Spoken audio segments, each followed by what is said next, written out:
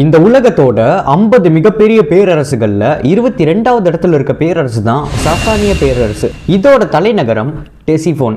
பொது ஆண்டு 224 இருந்து 651வது பொது ஆண்டு வரைக்கும் 427 ஆண்டுகள் பாரசீக பகுதியில் இந்த பேரரசு இருந்திருக்கு. மன்னர் முதலாம் அர்தாசிரால தோற்றுவிக்கப்பட்ட இந்த பேரரசை 32க்கும் மேற்பட்ட மன்னர்கள் ஆட்சி செஞ்சிருக்காங்க. விவசாயம், வாணிகம் மற்றும் வரி வசூலிப்பு தான் இவங்களோட பொருளாதாரமா இருந்திருக்கு. துணி வகைகள், உலோக பொருட்கள், முத்து, கண்ணாடி பொருட்கள், தானியங்களை இவங்க ஏற்றுமதியும் பண்ணியிருக்காங்க.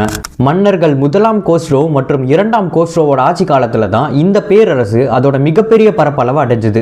அவங்களோட ஆட்சி காலத்துல ராணுவத்துல மட்டும் 3 லட்சத்துக்கும் மேற்பட்ட ராணுவ வீரர்கள் பணிபுரிஞ்சிருக்காங்க. மக்கள் தொகையில 2.5 கோடிக்கும் மேற்பட்ட மக்கள் வாழ்ந்திருக்காங்க.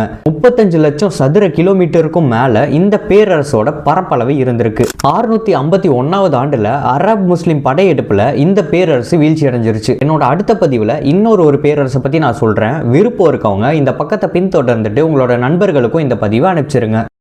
இந்த உலகத்தோட 50 மிகப்பெரிய பேரரசுகள்ல 22வது இடத்துல இருக்க பேரரசு தான் சசானிய பேரரசு. இதோட தலைநகரம் டெசிஃபோன்.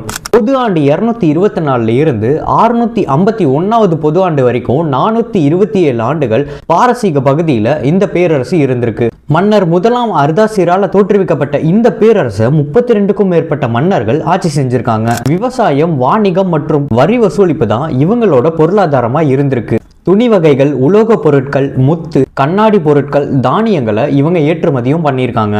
மன்னர்கள் முதலாம் கோஸ்ரோ மற்றும் இரண்டாம் கோஸ்ரோவோட ஆட்சி காலத்துல தான் இந்த பேரரசு அதோட மிகப்பெரிய பரப்பளவை அடைஞ்சது.